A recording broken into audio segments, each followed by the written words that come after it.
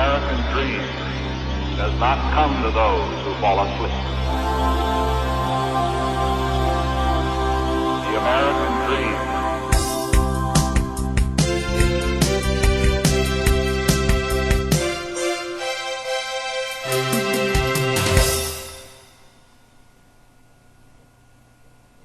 Hi, and welcome back. Again, my name is Paul Gruber, and this is the Pronunciation Workshop's 15th training session. Congratulations, you have made it to the final session. In today's session, we will continue to incorporate everything that we have covered: consonants, vowels, intonation, phrase reductions, and word endings. As I told you earlier in the program, I recommend that you speak out loud when you are practicing this material, and also try to listen really hard to my pronunciation. Try to hear it when I voice my Z endings. Zzz. Try to hear it when I pronounce a correct TH sound. Th. Or bring my lips forward for an R or a W sound. W. As I told you earlier, if you are able to recognize many of these speech sounds when you hear them, well, that alone is crucial in helping you speak with proper pronunciation. Now, all you've got to do is practice using these techniques in your own conversations. Okay, let's begin with some reading passages. You'll see that they start out easy and progressively become more difficult. For today, I wanted to give you some material that I thought was challenging. You will also find these passages in your workbook under Session 15. Here we go. A foreign student. When a student from another country comes to study in the United States, he has to find out for himself the answers to many questions. And he has many problems to think about. Where should he live? Would it be better living in a dormitory or in a private room off campus? Should he spend all of his time studying, or should he take advantage of the many cultural and social activities that are offered? At first, he may not feel that he fits in with the American culture. He may not feel confident when he speaks. Little by little, however, he learns how to handle himself in various situations. Finally, he begins to feel very secure and at home. Unfortunately, this long-awaited feeling doesn't develop suddenly. It takes time. Very good. Okay, the next paragraph is on volcanoes. Volcanoes are holes in the Earth's crust, which allow molten rock to escape from beneath. The molten rock or lava may flow out gently, or it may be blasted high in the air with gas and ash in a violent explosion.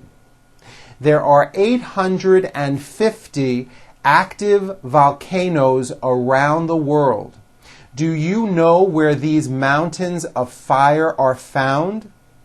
3/4 of them are found within a zone called the Ring of Fire. One edge of the zone stretches along the west coast of the Americas from Chile to Alaska. The other edge runs along the east coast of Asia from Siberia to New Zealand. 20% of these volcanoes are located in Indonesia. Other big groupings are in Japan, the Aleutian Islands, and Central America. Very good. Okay, this next paragraph is about the Chinese language. Chinese is a most unusual language. It differs from English and most other major languages in that it has hundreds of different dialects. A person who lives in one section of the vast country of China often cannot understand a fellow Chinese who lives in another section. These two major dialects are Cantonese and Mandarin. Cantonese is a southern dialect. Mandarin, a dialect that originated in northern China, is spoken by more Chinese than any other dialect. Non-Chinese people often say that the Chinese seem to sing their language. Chinese sounds as though it is sung because many words are only one syllable long and because the tone of voice changes for each word. As in English, many words have more than one meaning. The speaker's tone of voice indicates each word's specific meaning. Even more fascinating than the variety of spoken sounds is the Chinese written language. It has no alphabet. Instead, it employs signs called characters. Each spoken word in the language is represented by a separate character. Originally, the characters were drawings that depicted the meanings of the words. But over the years, they have simplified and most no longer look like the things they represent. Very good. Okay, this next paragraph is on the supercontinent. Around 100 to 150 million years ago, there may have been only one continent on our planet. At least that is what some Earth scientists have decided after years of research. If you look at the map of the world carefully, you can see that the present-day continents could be thought of as the pieces to a gigantic jigsaw puzzle. In your imagination, carefully put the pieces together to form the supercontinent. You will see that if you took away the South Atlantic Ocean and pressed South America and Africa together, they would fit very nicely.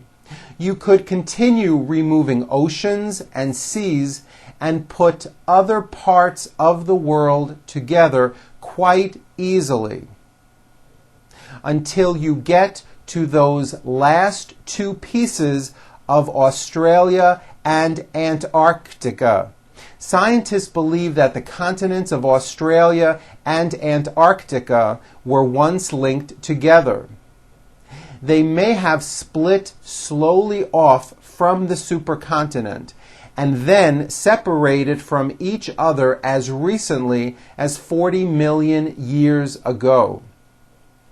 Very good.